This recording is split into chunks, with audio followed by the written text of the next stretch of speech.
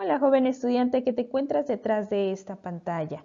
Estamos muy cerca de la recta final para concluir tanto el semestre como la materia de Ética 1. El día de hoy nos toca conocer el tema de formas de gobierno y democracia. Yo soy Atsin Montes y vamos a descubrir este nuevo tema. Origen e importancia. A lo largo de la historia, el ser humano ha desarrollado distintas maneras de ejercer un gobierno, con estructuras y normas de lo más diversa. Mencionaba Aristóteles que se definen las formas de gobierno según los hombres que dirigen y las personas que son gobernadas. Para el filósofo, el hombre es un animal político que se preocupa por la polis, la gran ciudad, y en ella predominan las siguientes formas de gobernar. Como puedes ver en pantalla, tenemos una tabla que tiene dos columnas.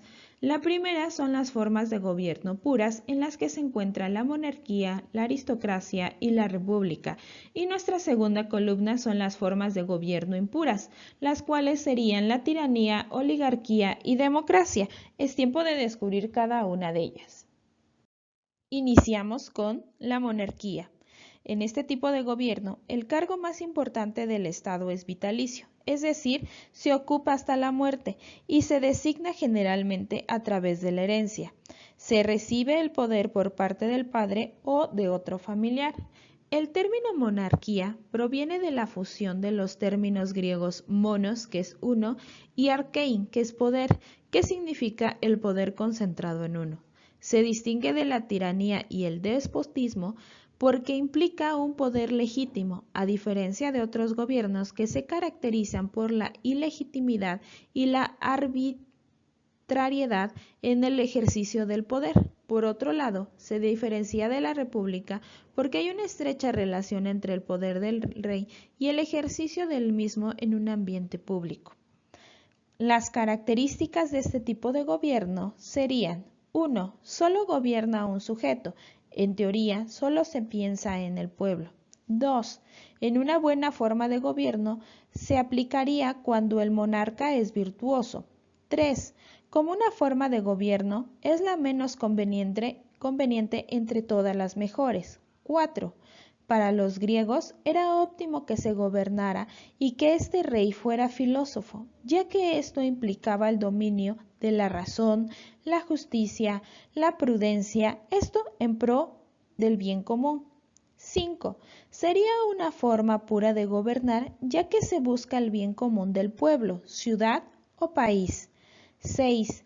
Quizá el ejemplo dentro de la historia fue el del rey filósofo y sabio Marco Aurelio de Roma, quien se preocupaba por ayudar a los esclavos, ahorrar cuando venían las hambrunas, luchaba contra las pestes de la época, ayudaba a construir las casas de sus habitantes, tenía la convicción de servir, ayudar y dominar en los distintos placeres por medio del dominio de la razón. Pasemos a la aristocracia. Un gobierno aristocrático es el que tiene acceso al poder y que está reducido a un número relativamente pequeño de personas, que son elegidas normalmente por linaje, herencia o por contar con alguna alcurnia. En algunos casos, la aristocracia también puede estar orientada a cuestiones intelectuales y por tanto se considera que solo los individuos instruidos y con determinadas capacidades intelectuales son los responsables de llevar a cabo el gobierno. Las características de la aristocracia serían: 1. Es el gobierno de los mejores hombres, en este caso los sabios. 2. Gobierno de unos cuantos. Aquí están los nobles o los de mejores habilidades. 3. Lo más difícil para sostener una buena aristocracia es saber elegir a los hombres que deben encabezarla. 4. La figura histórica del gobierno aristocrático es el Senado. 5. Se relaciona la aristocracia como el gobierno de los ancianos. 6. Sería una forma pura, ya que el Consejo de Ancianos solo busca las mejoras para la población. República. En la república no existe un poder inherente a las personas, sino que quien lo ejerce desempeña un cargo público. Las características son: 1. Originalmente Aristóteles la llamó politeía, tal como Platón llamó a su república, pero hay grandes diferencias entre Platón y Aristóteles. La politeía implicaba una sociedad participativa, preparada y crítica. 2. Es la mejor forma de gobierno para Aristóteles, ya que implica intereses relativamente por los problemas del Estado, y el individuo se preocupa por la polis y sus problemas.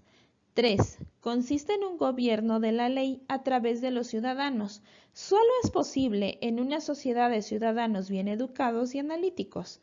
4. Sería una forma pura si no se cae en la palabrería o en engaños. 5.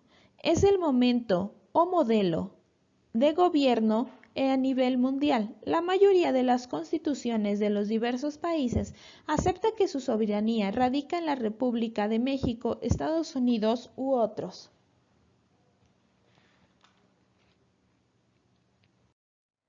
Tiranía. En este tipo de gobierno, los políticos toman el poder por la fuerza, ejecutan medidas que llevan a imponer sus criterios, generando miedo entre el pueblo. Este se verá atemorizado por la tiranía al tiempo que se empobrece y ve cómo sus accesos a la cultura quedan minimizados. Como el régimen de poder absoluto, la tiranía supone un uso absoluto del aparato estatal. Sus características. 1. Es la peor de todas las formas de gobierno. 2. El tirano impone sus caprichos. Es esclavo de ellos, no escucha a los sabios que dan consejos. 3. El tirano siempre siente desprecio por las leyes y por el pueblo. 4. El tirano procura imponerse a través del miedo o bien procura ser popular. Lograr la aceptación de un pueblo sin educación es fácil por medio de la demagogia. 5. Es una forma de gobierno impura por utilizar la fuerza, el miedo, la anarquía, etc.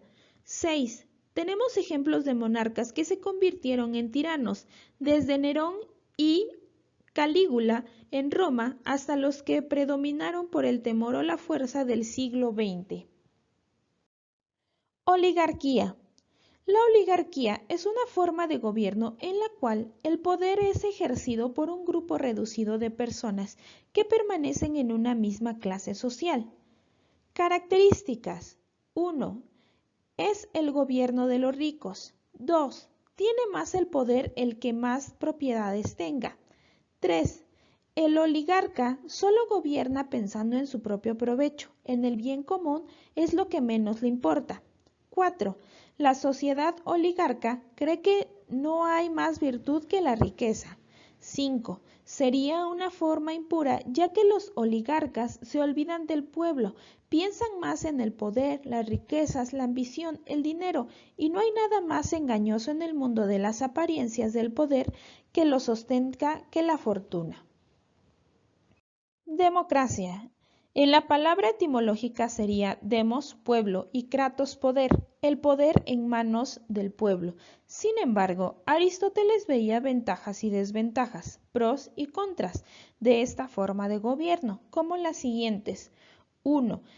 El gobierno de la muchedumbre, de los pobres, de los ignorantes, de lo más bajo que hay en el pueblo. 2. En una democracia no hay respeto por las leyes. Existe el error de creer que la voluntad de la mayoría es superior a la ley. 3. Esta forma de gobierno se convertiría en impura cuando se trastocara en demagogia, porque otorgaría beneficios como tal o para conseguir solamente los votos. Desde aquí se da una postura pragmática donde prevalecen no la convicción sino la conveniencia. Por eso, la democracia podría terminar en demagogia. 4. La democracia, en teoría, es la que debería de predominar en los países, pero al parecer lo que predomina es la oligarquía, ya que los que lo gobiernan de derecho son los poderosos nada más. Anarquía. En una situación de descontrol en la que el Estado se debilita y surge la anarquía y ya no puede ejercer el monopolio del uso de la fuerza, suele decirse que cunde la anarquía, porque no existe nadie que tenga la capacidad de liderazgo suficiente como para conseguir restablecer la paz. Viene del prefijo sin y archos, que es soberano, dirigente, líder o gobierno. Las características son: es una forma de vivir o pretender vivir sin gobierno. 2. Es la ausencia del poder público. 3. Es para muchas personas una alternativa ante la imprudencia de políticos, ante la corrupción, ante el enriquecimiento ilícito. 4. Es una alternativa u opción el vivir sin el Estado, sin el control de gobierno, sin las leyes impuestas por algún gobernante. 5. Es cuando el Estado se debilita y ya no tiene control total del monopolio de la fuerza pública.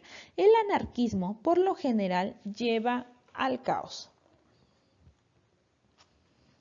Descubramos ahora los obstáculos de la democracia. El ejercicio de la vida democrática en un país no siempre es fácil y sin problemas. Es importante reconocer que una sociedad siempre está evolucionando, emergiendo nuevas necesidades que implican nuevos retos. El primero que tenemos es la injusticia. Para acercarnos a la concepción de la injusticia, es importante definir primero qué es la justicia. La palabra viene del latín justitia, que puede describirse como hacer el bien o dar a cada persona lo merecido. Dentro del marco legal, la justicia es el conjunto de leyes que se crean para regular las relaciones en una sociedad, donde se establecen normas de observación general y las sanciones que deriven de la violación de dichas normas.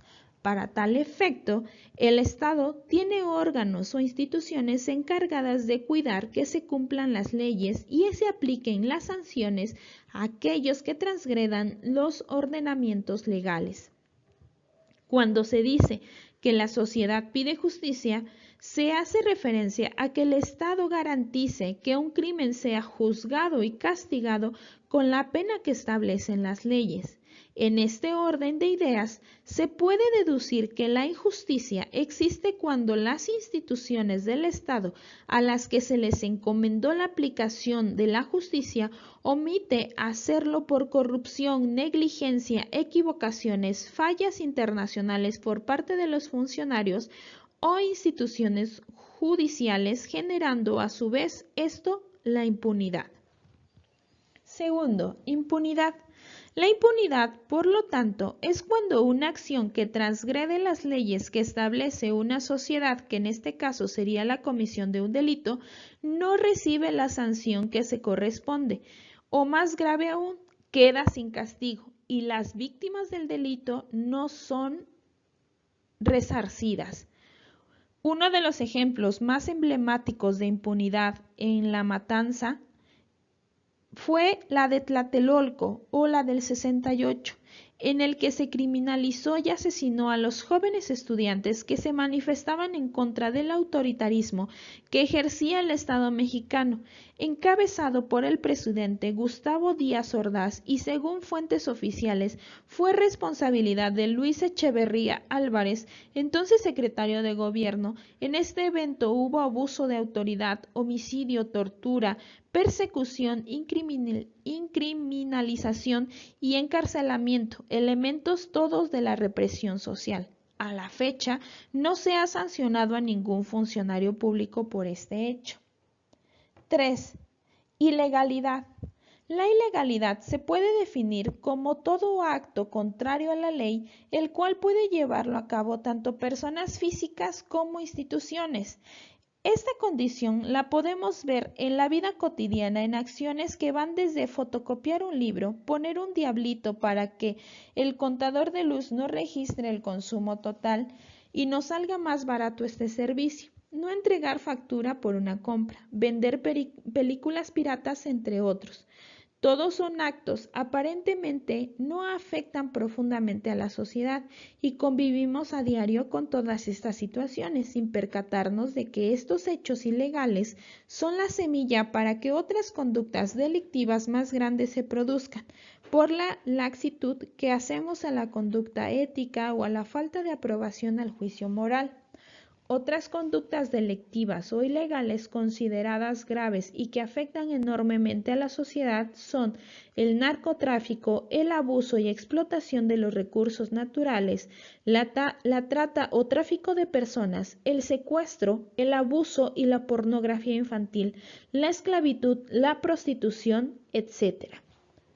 Muy bien, con esto llegamos al final de este tema.